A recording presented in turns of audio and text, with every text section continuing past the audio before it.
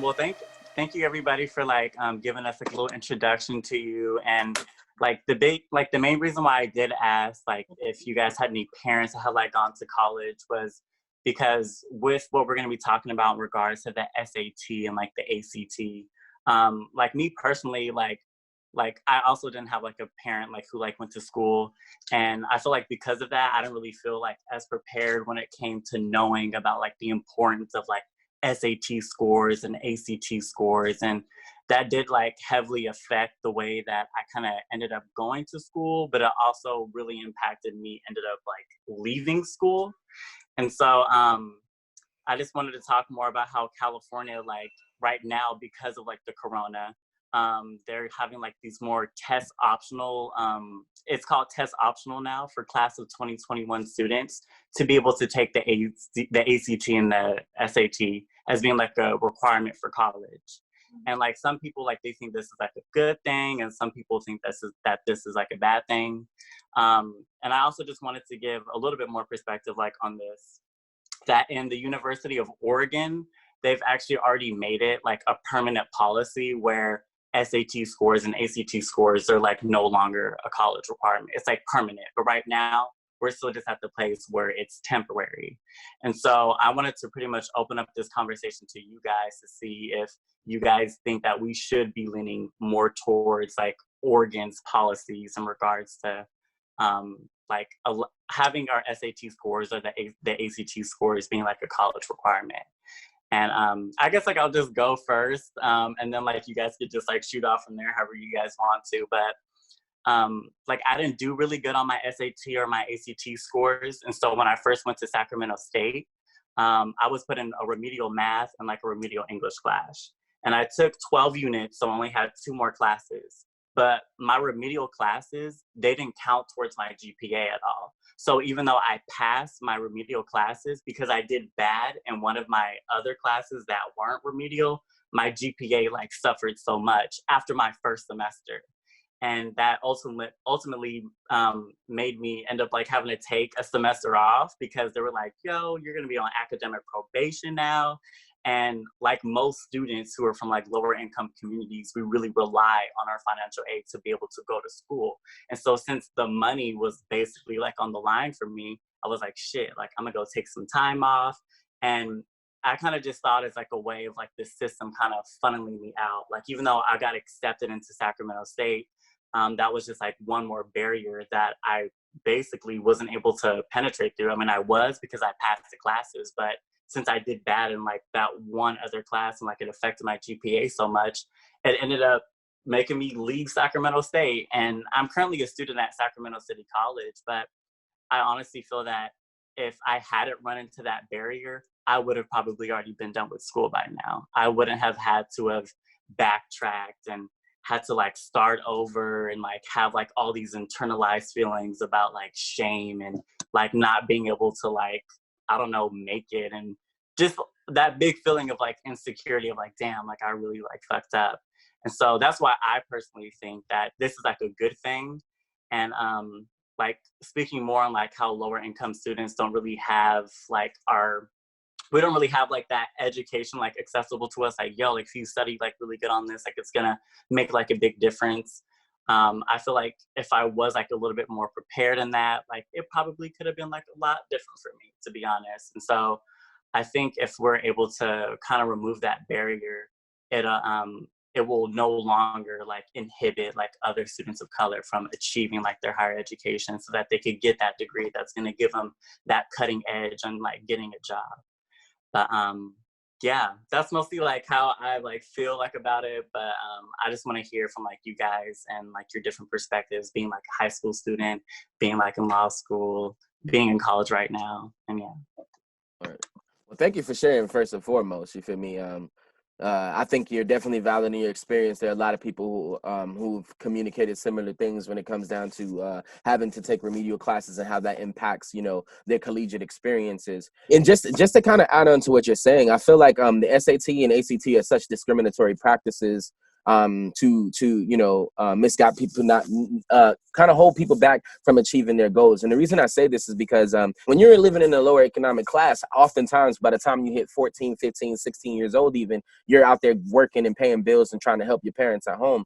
And I feel like the ACT and SATs, they don't really give you an accurate assessment of if somebody's really, prepared for school. In these lower economic places, the schools are tailored to teaching students how to pass the standardized testing to get out of high school, but that doesn't incorporate like preparing them for college. A lot of times when people are prepared, or when people believe they're prepared for college, it's an individual thing. It's a drive that they've always had, or something that they're hungry for, something that they strive for, and that's not something that they're taught. You know what I mean? And I think about the different areas in the SAT and ACT exams and like how they're graded, especially when it comes down to linguistic recognition and being able to have a mastery of the English language. Like, that's discriminatory toward people who don't have English as their primary language. When it comes down to the math and science portions of those testings, our schools already have a underlined, gender line where, they feel like female students are not going to be as good in math and science. So how are you going to have those people encourage themselves to be in that place when they don't have, the leaders, the examples and before them that show them that they can do it? What it comes down to is that those tests they become apprehension markers for students. It becomes a place of negativity that settles in the student. If they feel like they cannot pass that test, or even if they're just bad at testing, that does not dictate how well they're going to be able to, adequately set a schedule for themselves, or how much hard work or dedication that they're willing to put into something to achieve that goal.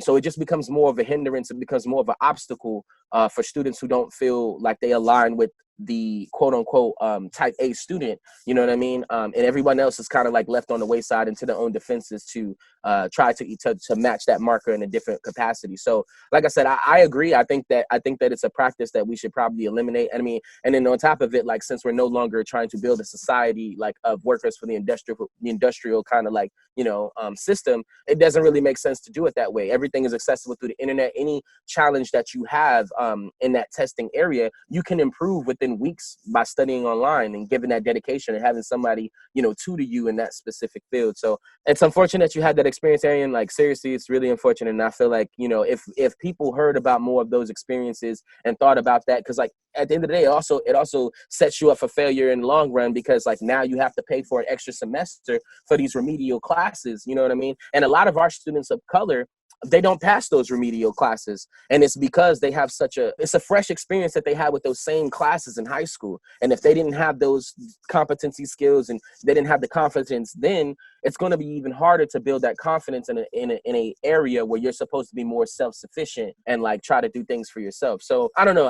In my opinion, I feel like it's obsolete. I don't feel like it's something that we really need to keep on. And I know people who've done great on SATs and ACTs and still dropped out of college. You know what I'm saying? So I don't understand why it's still a practice. So I agree. I think it's something that we can just, toss at this point. But that's just my 2 cents on the matter. I can totally agree on that. And I remember when I took my SAT and ACT, like all my teachers were so focused on like how well of a number I was going to get. And it made me feel so bad because I mean, obviously it's not just doing that. Like, I feel like they lose the sense of like there's high school students who already have a job. There's, they have like their family duties. They're studying for other things, like their classes and whatnot. They're in like sports, like they're in so many other stuff, and they should be enjoying, like their senior year of like high school, if they can. And I remember like when it came down to it, I got my scores, and I like, and it's like a conversation between like everyone. It's like, oh, what was your score? What was your score?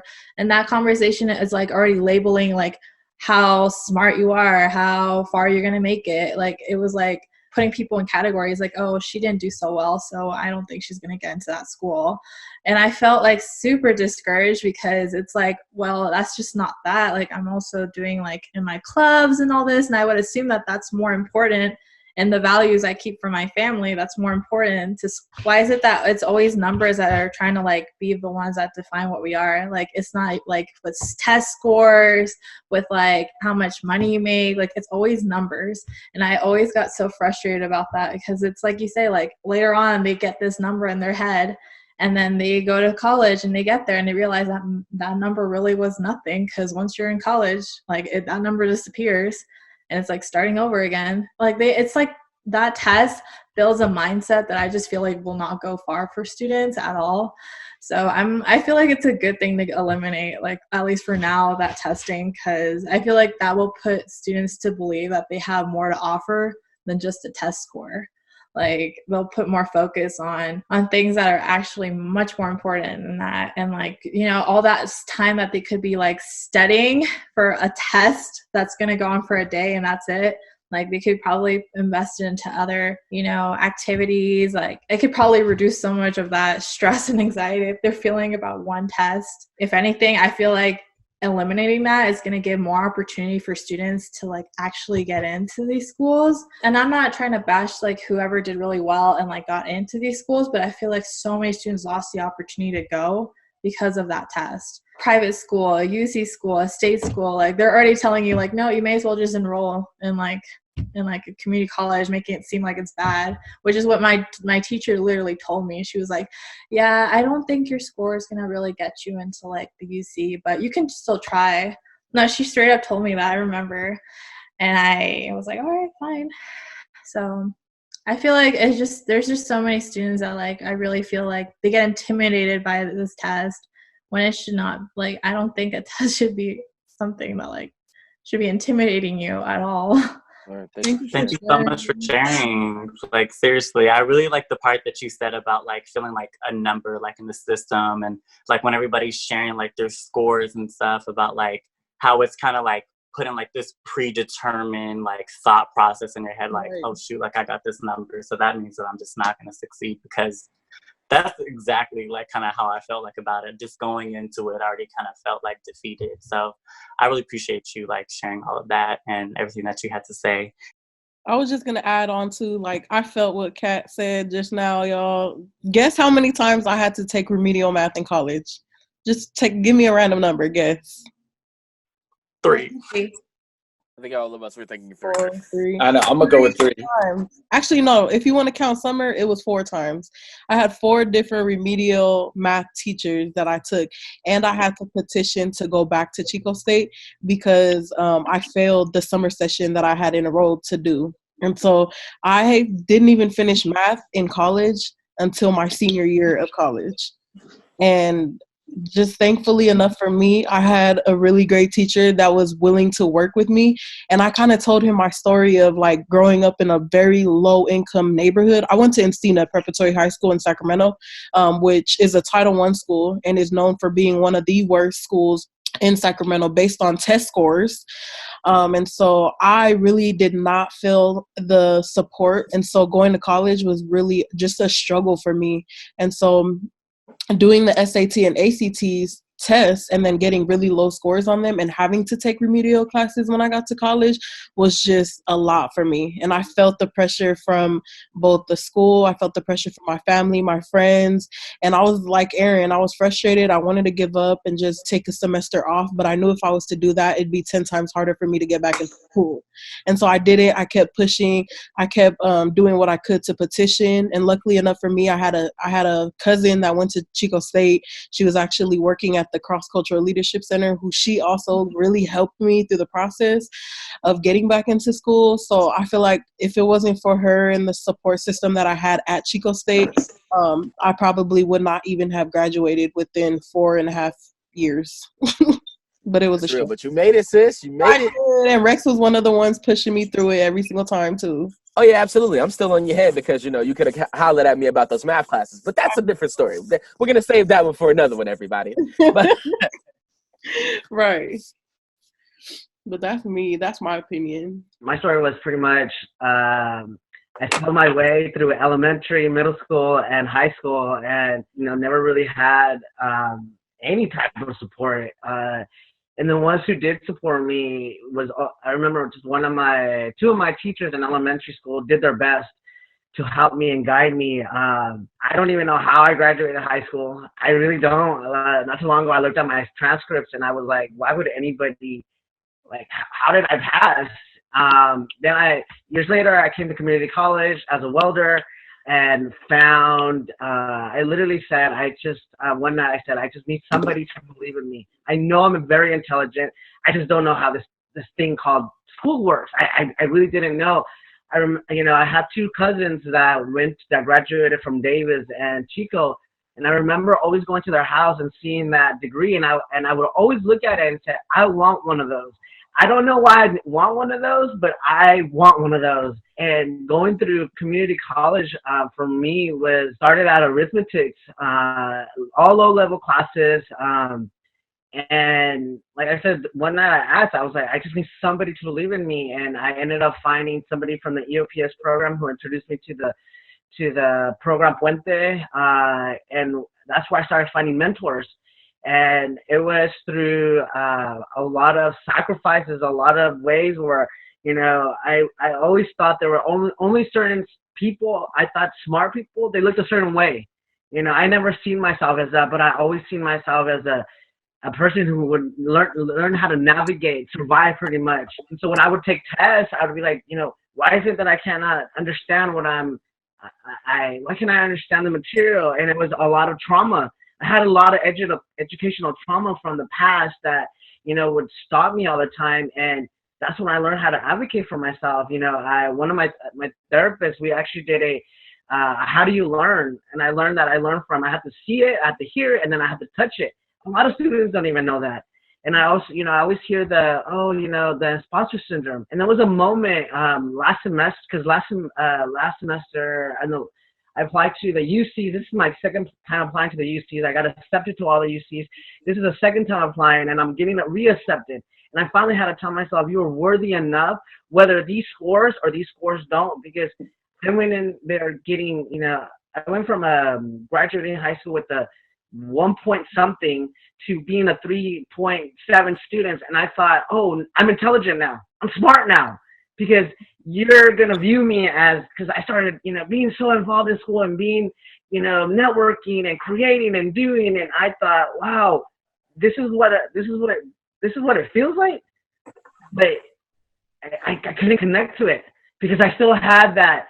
But this is not me. I'm not worthy. That's the story I would tell myself, because the past of people telling me you're not enough, you're not worthy, you're this, you're that, you're that. So I had to go within myself. And this second time that I reapplied, because I had failed statistics already. Like, this was my third time, and I sat there in my statistics class saying, you know what? Every time you are worthy, you are enough, you are going to understand me. And my professor for statistics, I literally turned around and I said, this literally reminds me of the typical movie of the white professor and the student of color, and we're gonna help me get through. And he literally did that. I was that story, and that's why I always tell folks, wherever you are right now doesn't define where you're gonna end up at. Whether you get a 4.0, I'm about to go into some of the top UCs of the nation in the world that people are wanting to go to. It, for me, is not I can't make it anymore. I can do this, and I am going to do this regardless of how I end up there. So this whole thing for taking these exams, it just puts roadblocks onto people, because I don't know if y'all seen on social media, people are saying, oh, I got rejected. You're allowing that into you. And that's already making a story in your head of, I'm rejected. You're rejecting me and saying, you know what? Maybe I'm not supposed to go there. Maybe I'm supposed to go to Sac State. Maybe I'm supposed to go to Davis, but I'm going to create it. I'm going to create that network. That's why it's so important.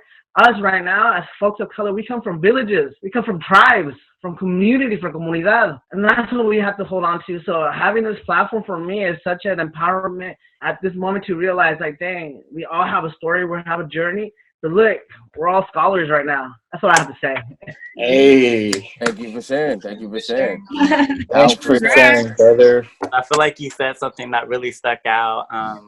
Like you were talking about, like when you like went to like your therapist and like you were like talking to them, and like you asked like that question, like, how do I learn? And I feel like within like my whole high school experience, it was just like memorize shit for the test and then take the test and then forget like all of it and stuff. But it really wasn't like until college that like I really figured out like, how do I learn? Like, how do I engage in class? Like, how do I get like the most of like this experience and stuff? And I think that's like even just adding up to like, it adds more to like the reason of like why it's more important to be able to get like students like in there so that they could be able to like learn like how they learn instead of pushing them like out of the system.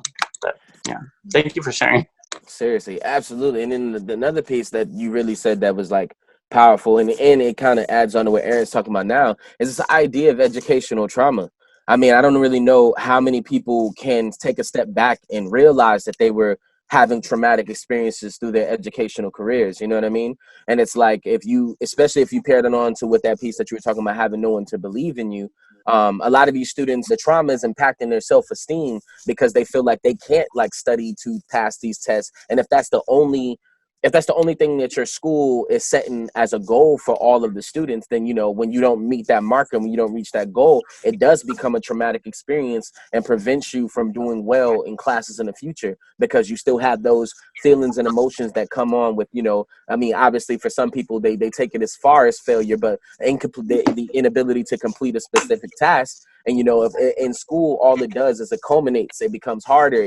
You rely on things that you use from the past to, you know, continue to, you know, progress throughout your collegiate career and high school careers and things of that nature. So if you feel like you had a traumatic experience somewhere early on, let's say 4th, 5th grade, by the time your 7th, 8th grade comes and you're having to reuse these concepts, or you're having to, you know, make sure and use those, and it's becoming harder, that challenge sometimes feel like it's overwhelming. That challenge feels like it's not something that you can overcome. And just like any type of trauma, if you don't process through that trauma, if you don't, you know, take the opportunity to explore it and have other people support you through it, that can become a blocker for the rest of your life. That's something that you don't even recognize and, you know, and aren't able to fix because you can't recognize. So I really appreciate you bringing up the idea that people are having, you know, educationally traumatic experiences, because I feel like that's a very important place for us to begin to look at how to improve the quality of education that students are receiving now. I totally agree with you, because I actually had that conversation with the president of the school and some other educators, and some of them were like, be careful how you throw out that trauma. But it's like, no, let's just call it how it is.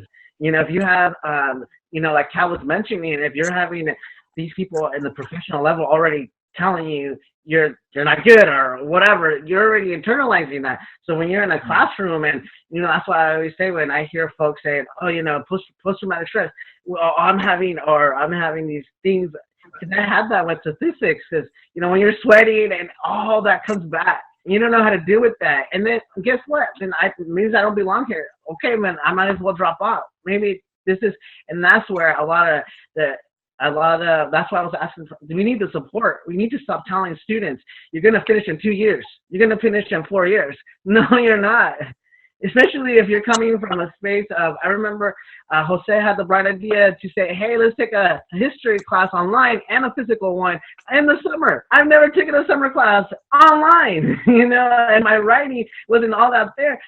And I held him accountable, and I said, bro, if we're going to do this, I'm going to hold you accountable, and you're going to hold my hand through the way, you know. And as I'm typing, you know, I'm like, I don't my grammar. And he's thinking, oh, didn't you take a writing class that taught you 1,000 words in high school? No, I didn't. Because they were too busy putting me in lower classes. So with his support and his staying up until 3 a.m. with me, at the end, I ended up saying, even yesterday, I wrote a piece that I was typing out. And I'm like, damn, I am a good ass writer. I can do this, because I have proof. How can we show our students that you are capable of? How do we show them these examples that you did this before? So that's where if we could finally say there are traumas in our education system, and they start at a very young age for many of us. Yeah. Thank you. Thanks for sharing, bro. And just so you guys know, Alejandro is a super good writer, because by the end of that class, he was the one teaching me. So I just want to throw that out there. Nice. Get it, Alejandro. Right. So I know some of you have to go at 1, but I just want to shout out to every single one of you who have already shared. Is there anybody else that wanted to go ahead and share their remarks or how they feel about the whole situation? Yeah, I see Ronnie's hand up. What's up? Well, like I said, I'm a junior already. So I took the SATs, and when I took mine, like I cried like the whole day because it wasn't what I expected. Like I go to Harlem Johnson, so we're close to like West Campus and stuff like that, and of course they have like academics and stuff like that like we don't have. but like I read like SAT books and stuff like that. I studied and all that, and I didn't get the test scores that I wanted and stuff like that. And it was like really hard for me to really like understand, because like I did a lot, and like I've been like trying for college since I was in 4th grade and stuff like that, and like preparing and stuff. But I feel like the SAT is a really good thing to be optional, because my boyfriend, he got really good, like a really good score, but his GPA is really low. And like when he was in his sophomore year, he was homeless around the time. So like having that, like his home, like having that also, having the school and stuff like that, like it was like hard for him. So his GPA was like low, but his SATs were like really high.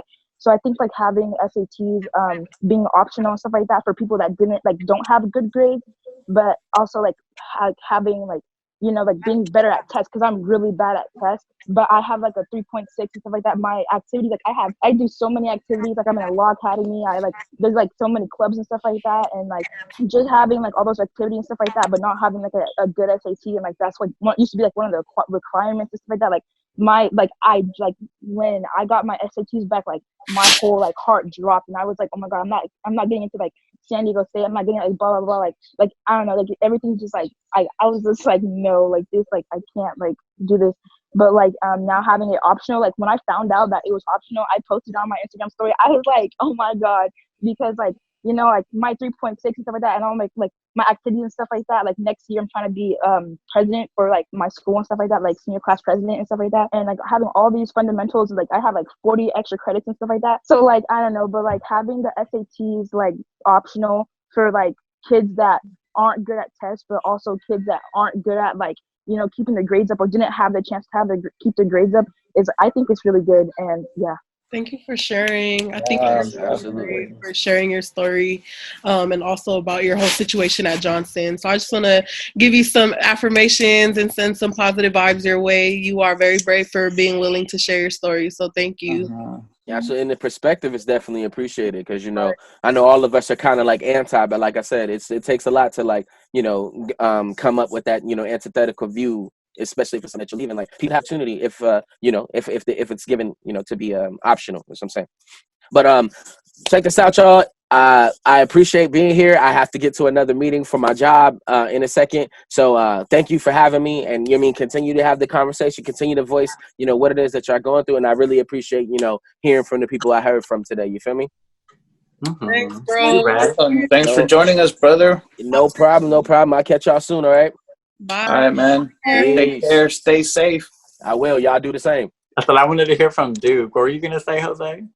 I just wanted to affirm her and like just let you know that like I think your story is really inspirational, and like as you talk, I think about like the next generation of like young leaders, and you are that, you know. So, you know, keep pushing through, and these tests will never define you. So I just wanted to let you know and make you feel affirmed, because your story is valid and it's powerful, and you know, you are that next generation of leader. Thank you. So I can relate to a lot of the SAT experiences. I also was in a remedial math class my first semester at Sac State, and there was another exam you could take to test out of it, and I was 1 point away from not having to take the part 2. Unfortunately, I was 1 point away, so that was 4 more units of remedial math. And for my major, I never had to take a math class, and it was just a waste of my time, I will say. And it really just extended the amount of money I had to pay in my undergrad, the amount of semesters I had to stay. And I would say that the type of math that I was learning doesn't benefit me. I don't use any of that now. So I definitely think that that's an issue. But I'll speak to the LSAT and getting to law school. So there are 2 exams. There's the LSAT, which is very similar to the SAT, and that gets you into law school. So for just about every law school, you have to take this exam. It has all of these very specific questions. Some are, it's a games question where you have to do like a riddle, like Stacy, George, and Peter are in a line. Each of them have 3 items, you know, how long or who will finish first or who will finish last, and put their order. Really crazy things that they've done studies at various law schools that have really shown that it doesn't indicate and doesn't demonstrate whether you'll be a good law student or whether you'll be a good lawyer. Similar to the SAT, it just doesn't, there's just so many X factors and variables that account for a good student and their ability to achieve. So when I took the LSAT, my first time was in my junior year at Sac State. I didn't do really well. I was maybe 20 points away from just the bare bottom of being able to be admitted into law school. And I really took that to heart. I didn't think I was going to go to law school after that. 2 years later, I took a prep course, took the exam again, got the same exact score. Wow. So at that point, I realized it's me, and this is just the best I could do, because I felt like I understood the material better. I felt like I was answering the questions better, but I got the same score. And luckily, that combined with all of my experience and whatnot got me into McGeorge, where I'm at now. And it's more so prevalent there that I can really see how those test scores really weed out students. So in my cohort, there's maybe, it's a part-time evening student program. There's maybe 30 students. Only 2 of them are Black, me and another guy. There are no Hispanic males. There are no Asian males. Predominantly, the classes are white women and white men. And in the class that comes after me, there are no Black students. In the daytime, there are 2 Black students. So it's really small. It's a very, very small population of students of color, and a lot of it is the LSAT. You have to learn how to take this exam, which does not help you in law school, I will say. It doesn't benefit you as a student. And then once you pass this exam and you felt like, okay, I got the score to get in, you take these classes and you have to learn how to be a law student. It's completely different from undergrad, completely different from high school. Just the expectations are so high. And after my first semester, I scraped by, I had all C's, and I was on academic probation, along with the only other Black student in my cohort. We both had all C's. And unfortunately, they have a policy that if you don't have like above a 2.5 or something like that GPA, you're automatically on academic probation. You have 1 semester to raise your GPA, otherwise you get kicked out. Yeah. So it was kind of disheartening because I had passed all the classes. I didn't fail any, but because it's a part-time program and you only have a certain amount of units, even 1 questionable grade, if you don't have A's and B's, you're on academic probation. Luckily now, I did a lot better the last semester, so my GPA is a lot higher, but I have spoken to other Black students who are at McGeorge specifically, and they've had to petition, our Black student union has had a petition to keep those students of color on campus because they fall on academic probation. And they've had to write letters and show up at board meetings and just to have some sort of representation at the school. So that's the first hurdle. And for me personally, my first semester of law school at McGeorge, they have a competition where all the students, daytime and evening, compete for a mock trial competition. So they have to stand up in front of judges who are professors and argue a case. And there's maybe a few hundred students, and it weeds down 30, 20, and then there's the top 5. I made it to the top 5, and if you looked at my LSAT score, you would not think that I would be able to, beat out all these students who probably had amazing grades, who probably had amazing LSAT scores, who, had all the resources and all the tools that you would think, oh, this person's going to be a good lawyer. But they don't have the real world experiences, the experiences that I had that, make me a good advocate. And that being said, comes to the bar exam, which is the second exam you take upon graduation. So you go through law school, usually 3 years, 4 years for a part-time program. And then you have to take this bar exam, which is supposed to be like a cumulative exam with all the different subjects of law, property, criminal law, civil law, all this stuff. And you cannot be a lawyer and practice law until you pass this exam. So we, as law students, take on a lot of debt. So I think at the end of at least my law school career, I'll have $200K in debt. And then you have this exam that says, hey, yeah, you have that debt. Yeah, you've taken dozens of midterms and finals that have demonstrated that you understand the material. But if you don't take this standardized test we're giving you and pass, you cannot practice law. You have to find another career. And in California, the passage rate of that bar exam is below 50%. So half of all students who take it are not able to actually enter the career. And you can imagine that majority of them are people of color, because statistically we're not good at taking standardized tests, because the words that are tested on are not words we hear at home. because the materials that are tested on are not things that we have the ability to go out and purchase a $5,000 prep course to, do amazing and make sure we understand that every little nuance of this exam. And in California right now, a lot of the law students who are getting ready to graduate and take this exam are petitioning that they just be admitted to the bar without taking this exam. And I look at that and I think, the bitter side of me says, no, that's not fair. If I have to take this exam, you do too. But on the flip side of that, a lot of times your job is tied to that exam. You can get a really great legal job and be able to do all of the work with the law firm, but they'll say, yes, this position is contingent on you taking that exam and passing. So if you don't take it and pass it, you get fired. You literally lose your start to your career track. So when I look at that, I think, yeah, they should be admitted. Wait a minute, we should all be admitted. If we're taking these dozens and dozens of midterms and finals and doing the practicals and standing up and arguing cases and learning how to be a lawyer, why should this one exam be the barrier of me doing good work in my community? So you look at that and think, who is allowed to become a lawyer in the state of California? Well, 80% of white people who are male or heterosexual are allowed to become lawyers. They're given the tools they need to pass that exam, to practice law. And then you just see how that trickles down. Well, who's my public defender? 80% chance it's going to be a white person. And you go through, okay, well, who's going to be a judge? Well, if 80% of those lawyers are white and lawyers become judges, well, there's an 80% chance that your judge will be white.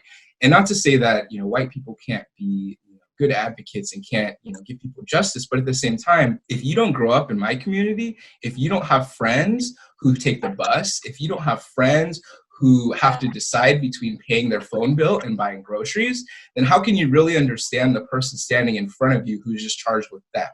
That person who, you're supposed to defend and they were charged with, assault. Well, why did they get into this? Can you really peel back the layers and not just think of them as a criminal or think of them as this lower person? If you don't have those experiences that allow you to humanize diverse groups, there's no way that you can give me equal justice. And that's part of why I got into legal profession. There's just not representation. As a gay, Black male in America, chances are I will not be your lawyer. Chances are you will not find someone who has my unique experiences standing in front of you, advocating for you fiercely, because I know it's not right what the justice system is doing to you, because I know that, you've had a hard life. And it really it all falls back. The SAT, the LSAT, even, maybe getting to medical school, they can have an exam because that's a little more important. But, as far as having someone stand up and advocate, why should a standardized test really be the ultimate determining factor of whether you're allowed to do that? It really just limits the amount of people of color that can be in this profession and really limits our ability to advocate. Lawyers are our lobbyists, lawyers are our judges, lawyers are our politicians. And if we're not allowed to even be in this one field, how can we hope to have, social equity, economic equity, any of those things? So that's my contribution to the conversation. That was great. Thank you for sharing. I'm blown away by how knowledgeable you are in this subject. Same here. That's my friend. I know, I got the goosebumps just hearing you talk and just knowing the struggles of you having to be where you're at right now. It just makes me look at you like such a strong, independent person that's really trying your best to work your way up and trying your best to be an advocate for your community. And so I just want to give you some kudos and shout outs for you. Hell yeah. Yes, thank you for sharing. Since I'm unmuted now, I'll just kind of share my piece. And I just so much appreciate you all contributing to this discussion and sharing your personal experiences with these issues that I have over the past few months, especially, and while I've been working at the Campaign for College Opportunity, interacted with the data, and you look at a lot of research and studies, and you understand where, how policymakers and education leaders are talking about it. And that there are actual students and people who are experiencing these issues in their own actual lives. And it is just, it's really heartening to do the work, to know, to hear those stories and to know how much impact it has in your lives and those of your friends and your family. So I appreciate you all sharing that personal connection. some things that I just wanted to, contribute or kind of build on top of that you've already all called out and put out there. When it comes to like how we've come to this place where we're so reliant on admissions testing, Duke made such an important point about who has access to our educational systems, and who has access to the preparation to become, a licensed attorney and then eventually become a judge, and what that means for all of us, even those of us who don't want to pursue a career in law school. There's a similar structure in the higher education world where the people who make decisions about admissions, for a large part, are faculty and are professors who have PhDs and have gone through the tenure track, have been on campus for, in some cases, decades. And, we've done research at the Campaign for College Opportunity around what the diversity of our higher education system looks like, from students to tenured and non-tenured faculty to, campus presidents and their cabinet, all the way up to like the Board of Regents or the Board of Trustees for the UC and the CSU. You're not going to be shocked to know that the only thing truly diverse about higher education are students that we're serving. And even then, we know that there's such limited access for some communities to some of these institutions. But when you look at the other elements of higher education leadership, they are predominantly, they look like me, they're white and male, right? Like they're 75 to 80% white academic senates. At the UC in particular, the academic senate is 80% white, and just 50% of the academic senate at the UC are white men. So it's starting from that lens, and like to Duke's point, I like to think that there can be good allies in the space and people who bring an equity lens to their work. But we know that for the most part, these are not individuals who have walked that path and overcome those challenges themselves. So they have less understanding immediately about how standardized testing, whether that's for admissions or remedial education, they don't know what kind of obstacle that can present to students who have an experience different than their own. And that, seeing greater representation in those bodies helps make better decisions. So that's been something we've been advocating for at the Campaign for College Opportunity. The UC Board of Regents, for example, is also over 50% white. So we know that there's that kind of blind spot that these bodies have in their decision-making process. The adoption of the use of admissions testing back when they started doing this in the 60s actually came from a place of wanting to be less race conscious, in a way where they thought we're going to be colorblind in how we do admissions testing. This is going to help students of color. And I think what you all have acknowledged in your remarks is that for the most part, it does the exact opposite. And we have so much research now that demonstrates that to us, that, to Duke's point that he mentioned, that the wording of questions themselves can be racially biased. Questions that used to appear and I think have finally been removed from the SAT, at least, included things like, you use the line example, from the LSAT. In the SAT, it might be talking about sailing and being on a boat. That doesn't really resonate for a lot of folks who might be from an urban community where they're we don't have a body of water that's being used for boating right now. Or, the orchestra, and talking about the orchestra and using that to create a math problem of some kind. Again, these are not examples that really harken back to the lived experience for many students who are taking these tests. So there's that bias in the language. There's, of course, the bias of which families have resources to pay for test preparation and to help their students get tutoring and support outside of classrooms, which says nothing about the racial bias and the structural racism of the way we fund our education systems, and which schools get more funding and what kind of communities they serve compared to those that receive less funding from the federal government or the state to serve their students, and which kind of students are enrolled there, which communities rely on those institutions. But we know that some parents will go to any lengths to do this for their own children. And, we don't need to think back too far. Y'all might remember the Varsity Blues scandal from last year. I think most of you are too young to have probably watched Full House when it was a new show. You might have heard about Aunt Becky, or you might at least remember last year when it came out that she had paid this guy who was a consultant for education, thousands of dollars to help guarantee that her daughter would get into USC. So that's the extreme example of parents who are willing to pay people to help their children cheat to get into institutions or to get preferential treatment with how they take an admissions test. I think for the most part, that's the exception to the rule. Most families are paying for test prep services and, paying for books for their kids to read. But it just shows that this is a broken system. And then the one other piece I want to make sure I mention too, because we've also worked a lot on remedial education issues at the Campaign for College Opportunity, and I know Aaron's heard me go off on this before, so I'm sorry you'll hear this again. But the tests we use there in remedial education settings, have that same bias and brokenness as we do in admissions testing. And we know that a test score is not the best predictor for academic success. And in fact, when you make students take remedial education, they are less likely to complete college level credit and coursework than if you put them directly into the college level material and give them a chance to work hard and succeed. We know they do even better when you put them into courses that are designed to help a student who might have previously been assessed as needing remedial education. When you put them instead in a course that's the same content, but you add a couple units, you give them time to have like a workshop or academic support with the instructor or with another tutor, called the co-requisite model instead of prerequisite. You're taking a couple extra units on top of the main class so that you get that support from your instructor to be successful and finish it in one semester instead of 3 or 4.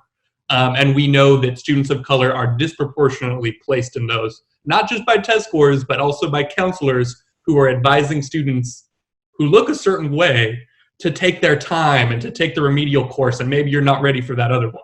So we know there's racial bias in how those conversations take place too. So we know that remedial education tests don't predict academic success. Shock that lo and behold, the SAT and ACT do not predict academic success in undergraduate education either.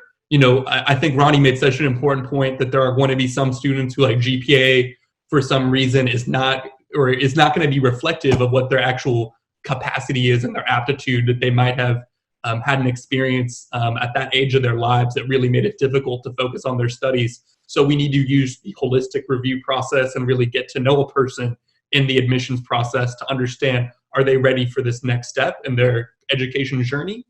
Thinking about it with an asset mindset and not a deficiency mindset. But we know that compared to a standardized test, high school GPA is going to be a much better predictor of academic success, both in college level curriculum, but also more broadly in terms of whether they're going to complete.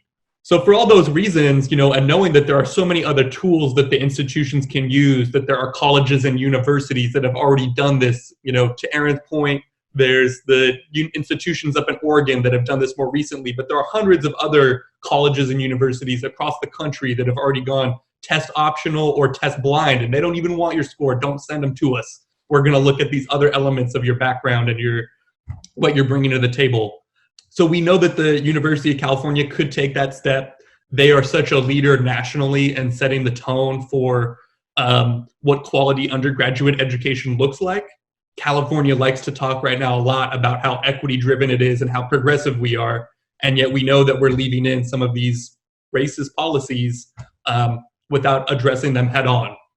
And this, Aaron, I think you said this in the kind of the registration video for this, but that the coronavirus, as difficult as this is for us all to be sheltered in place, not seeing our loved ones, changing the way we live, it's also demonstrating to us what's possible in a way that's where we're having to rethink the way that we've done things for years and that we've assumed is the only way. And if we can do it now, what's to say that we can't do it moving forward? So we were already before coronavirus pressing the UC to, move away from the use of standardized admissions testing. We know that actually there's a number of UC regents who are ready to make that step, that they're having these conversations in real time. This is a decision that each university system can make for itself right now. So same thing at the California State University, where in fact there's actually been less clarity from the system about what they're going to do. And they're saying, we're going to do campus by campus, let campuses figure out what's right for them. We think that there needs to be system level responses because, families, especially if you don't have someone who's gone to college before, aren't going to know to look campus by campus or to contact a campus directly. People need to have a clear message that's not like a research project to understand which requirements are in place for the class of 2021 campus by campus. So we're urging that the University of California move away from the test on a long-term basis, and that both of our university systems really think about the difficulties that this virus is presenting to students, not only in terms of admissions testing, but completing your A to G courses right now and just taking the courses to be minimum eligible for admissions right now, or the decision about when you're going to register and how long are we giving families to make that decision, knowing that there's totally new challenges to their household finances right now that they couldn't have anticipated before. Students who they did that FAFSA before March 2nd, before the deadline, and their family income might be totally different now, given what's happening out in the world with the coronavirus. So our institutions really need to be thinking more about how they can meet the needs of students in this new kind of climate, both in the short term, but also longer term, moving away from policies we know have a racist effect and don't actually predict academic success. Yes, Jake, thank you so much for sharing. Snaps to you as well. Just for the sake of time, because I know we have a 1:30 o'clock call coming up soon. But I just wanted to my last thoughts are to every single one of you, kind of shout you out for just being willing to be on this call today. What our main goal of getting out of this call today was to pretty much do exactly what we just did here, and which was to allow each and every single one of you to kind of shine your story and shine your light onto this topic of conversation, which is the ACT and SATs being suspended due to the coronavirus. And thanks to Jake for pointing out the fact that he's already been on the grounds advocating for this test to be taken away. Like he said, it kind of just shows that the coronavirus isn't just suspending the test. It's bringing light to what we can do and what we can mobilize to do right now during this time. Since we all have time, we're all just at home right now, not really doing much other than preparing for what we're going to do after the coronavirus, like quarantine lifts. But pretty much our goal for today's call was just to build community with our young folks, and for all of you to feel as though you're not alone in this struggle, you're not alone in this fight, and every single thing that you have to offer in this world is validated, and it shows true courage and true strength to who you are as an individual. And us as an organization, we just want to highlight that. We want to post this recording to like senators, people who are out there, and people who are making impact on these laws, so that they know that young people aren't just being outrageous right now and on the beach in Miami, but we're having important conversations like this that can hopefully change the dynamic and change the structure of how things are already going. So that's my last minute thoughts. Aaron and Jose, did you all want to say anything before we close today's call? I mean, I just want to say thank y'all so much for joining us, and I hope you guys continue to join us. We're doing this every Friday with different topics, so I hope that you guys enjoyed it and that, you know, you keep tuning in because we really appreciated your input. All right, y'all, take care. Don't forget to wash your hands. Hit us up if anything. Peace. Thank you for the invite. Thanks for hosting. Bye.